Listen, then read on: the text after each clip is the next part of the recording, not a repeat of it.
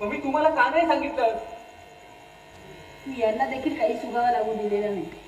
Mummy पप्पांच्या बद्दल ठीक आहे, त्यांना हा धक्का नाही सहन होणार, पण मी चांगला धडधाकट आहे. मम्मी मम्मी तुम्हाला का नाही विश्वासात घेतलं? राजू तुम्ही काय बोलतोयस? अरे एका मोड तोडीतून तू नुकता कुठे सावरलायस? आत्ता आत्ता तुझं लग्न झालंय. अरे सुखाचा पहिला घास देखील तुझ्या गाण्याखाली उतरला असेल नसेल, आणि तेवढ्यात हा धक्का मी तुला द्यायला हवा होता.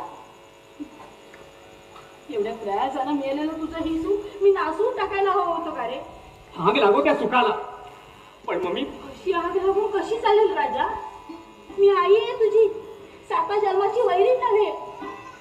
मम्मी मम्मी मी तुला मूर्खासारखं काय काय बोललो ना, ते आठवलं तरी मला शरम वाटते. मम्मी मम्मी मम्मी मी एवढा मठ्ठ कसा झालो ते अजूनही मला कळू शकत नाही.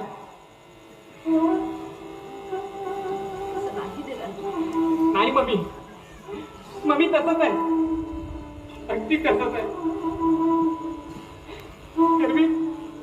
मला सांग मम्मी, ती त्याच्याबरोबर एक दिवस हॉटेलात आली.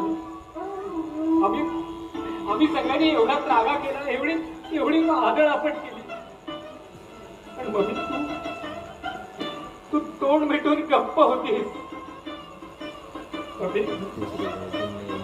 मम्मी तू रडलीस पण काहीच बोलली नाही.